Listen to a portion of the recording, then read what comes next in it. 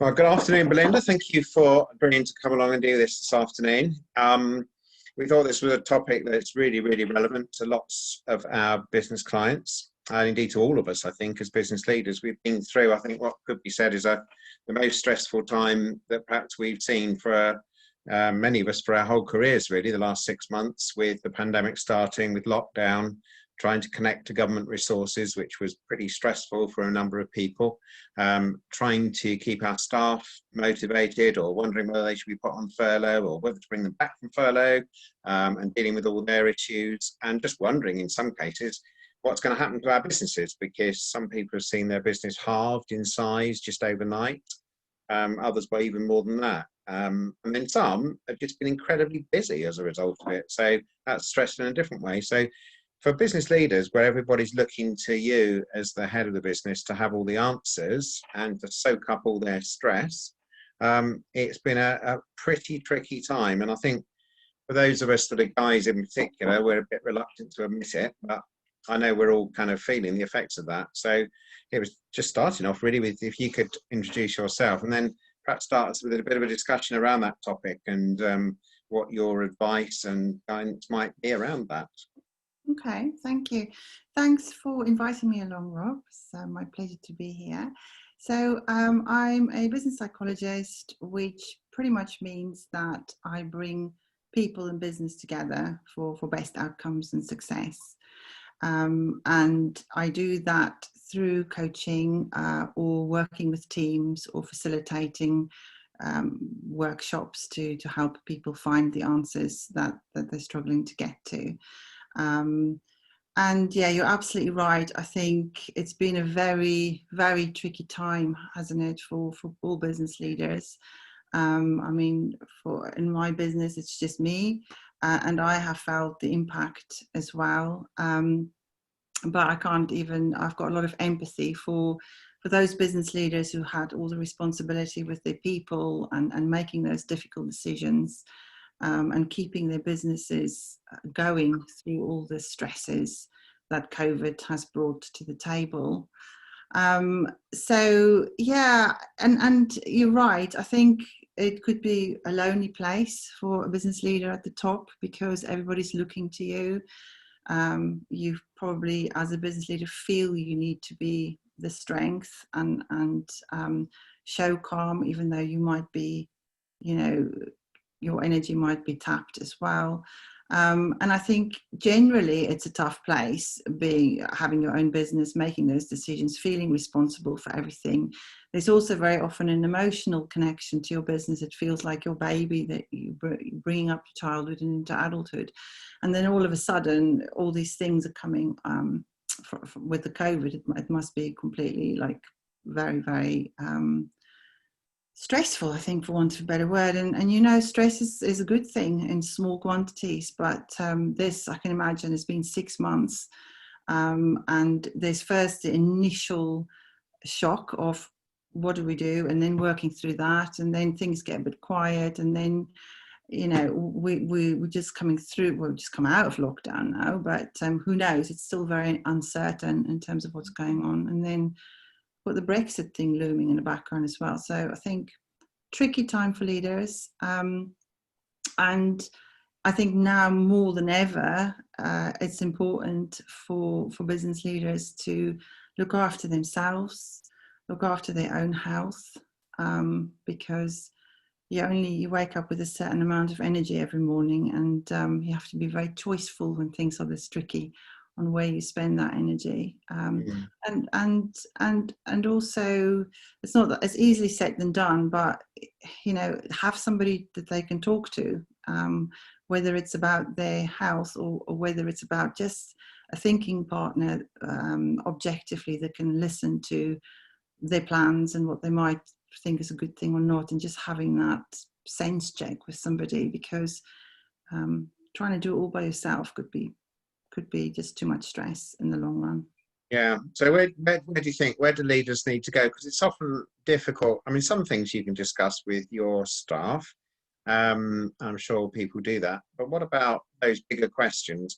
Sometimes not easy to say to a member of staff, I'm wondering if the business is going to survive, because they really don't want to hear that. So, what's the way? And sometimes our families aren't necessarily tuned into our business, and they don't really want to be handling all that extra stress as well. Perhaps our partners at home looking after children, whatever it might be, and we don't necessarily want that. So where do they look to sort of get that sounding board, that opportunity to just download some of the issues and feelings that they've got? Yeah, well, in my experience, I've seen business leaders have their own coach, so executive coaching. I think every successful business leader do have a coach. When you go into some of these big organizations, the guy at the top always has somebody that they can pick up the phone to at any point in time, because you might want to make decisions for the future of the business that might mean that you want to sell, or you want to move on, or you want to start taking a step back. And that's not the kind of thing that you can discuss with somebody in confidence within the business normally. So to have somebody completely independent, completely objective, that just has that person's best interests at heart and has got the capacity to help that business leader to be the best version of themselves in these tricky conditions, I've seen work really well. Okay, perhaps we'll come back to that in a minute. The other thing that I know is a big issue for lots of businesses is this issue of remote working, which is very topical at the moment. Will it stay that like it is now, lots of people working remotely? Will it be a bit of a combination of part remote, part in the office? Will everything go back to normal again? None of those questions are really, really clear. I think it's likely that remote working will probably continue to some level. And that's a completely different skill, managing people who are not visible, or only visible via this sort of medium on Teams or Zoom or something. What advice would you give to people that, I think there are elements, if I know as a business leader, if I can't see people, I wonder what they're doing. Are they actually working, or are they sitting in the sun, enjoying themselves?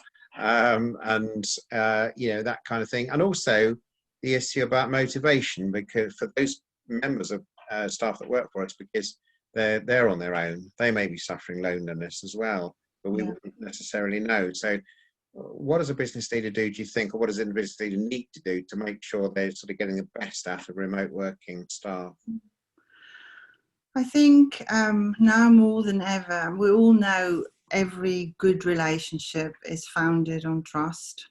So if you trust somebody and somebody trusts you, the relationship, is the strongest, and you can focus your energy on getting things done, being productive, being creative, rather than worrying what somebody's thinking, or having this frustration and this toxic emotions. I call them toxic emotions. It's just really not good for you.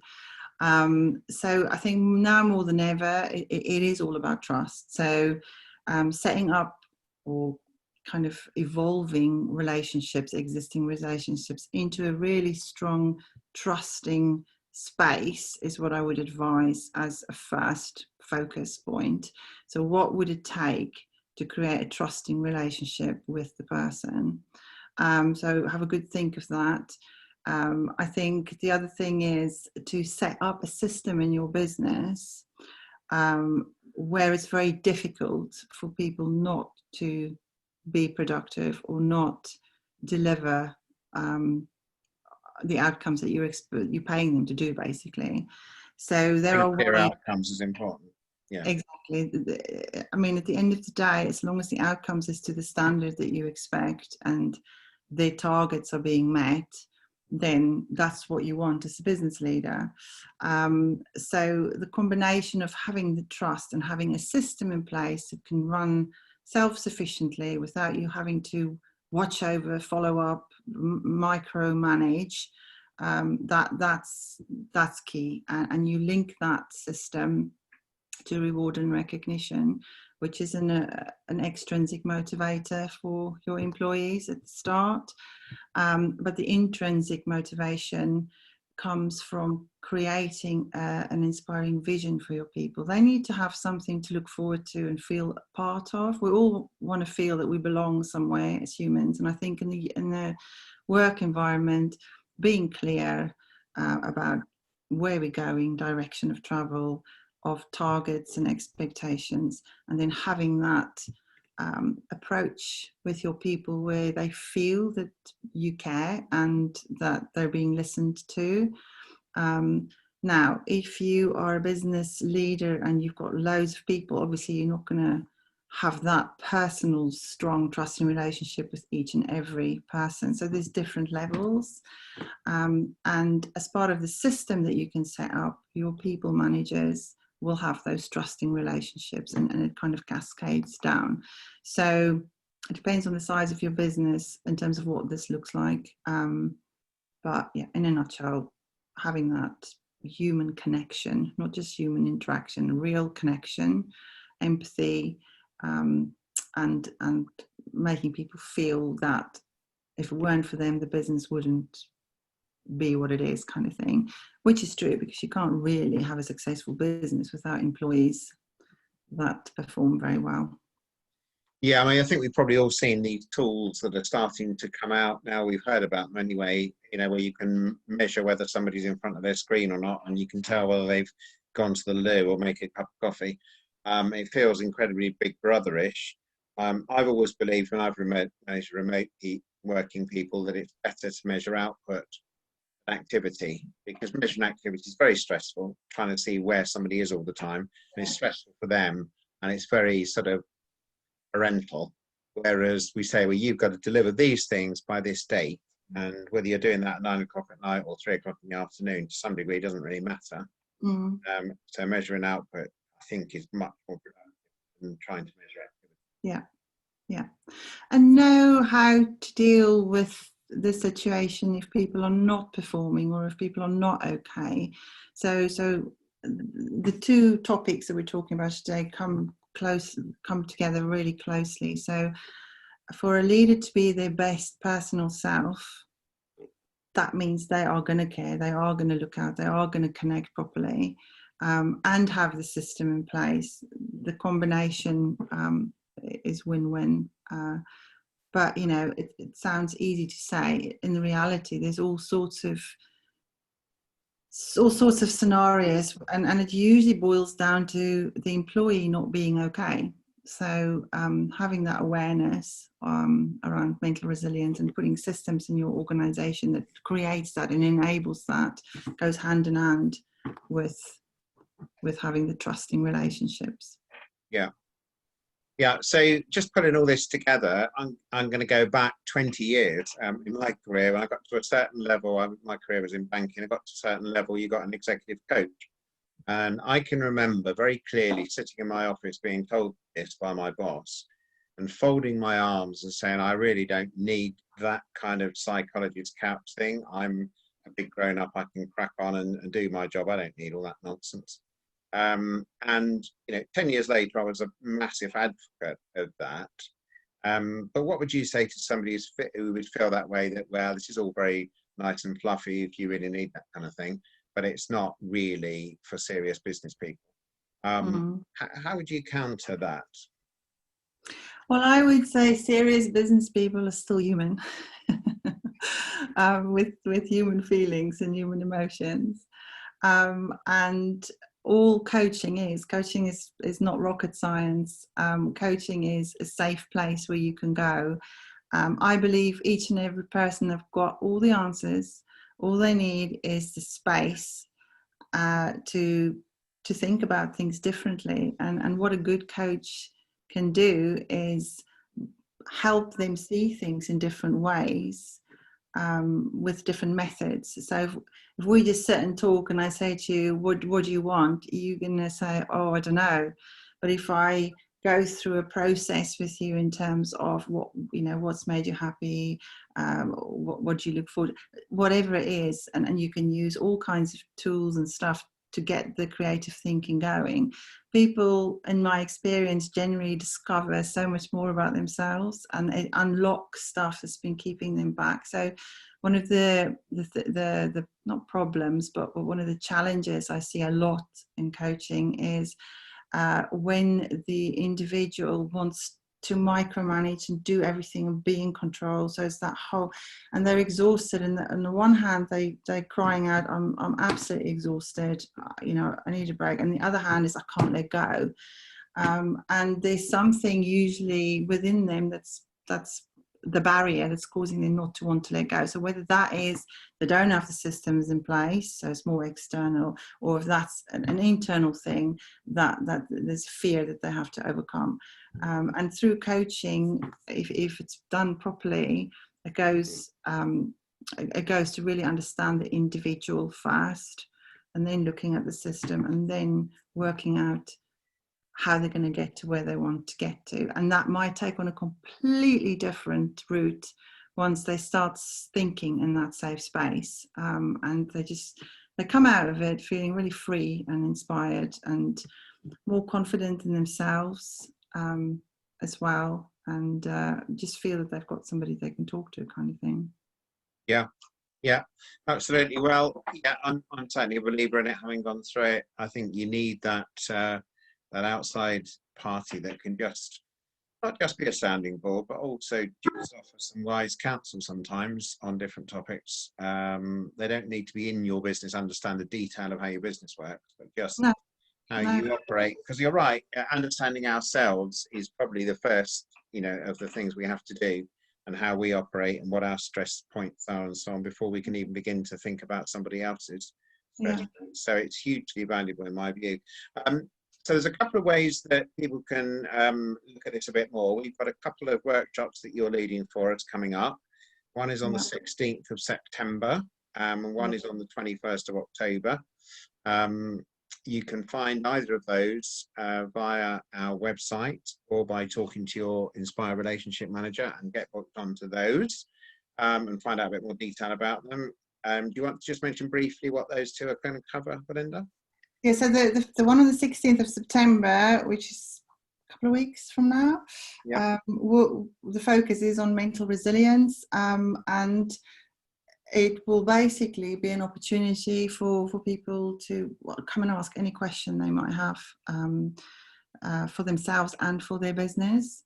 So so that's what that one's about. And then the other one on the 21st of October is, we've called it relational leadership, but this is about how do you bring your people with you on the journey when you're not even sure what's going to happen tomorrow with all this uncertainty. And it's about those relationships. And sometimes it's a combination of focus points. So it's the leader. It could be what comes out of what the problem is, could be team dynamics or personality styles that's clashing, or whatever that might be. There's so many layers to the onion of relational leadership. So that's why I called it that. And then people can come and ask any questions about, people problems, I suppose, and where they stuck in terms of leading their employees in the right direction with little effort rather than a lot of effort.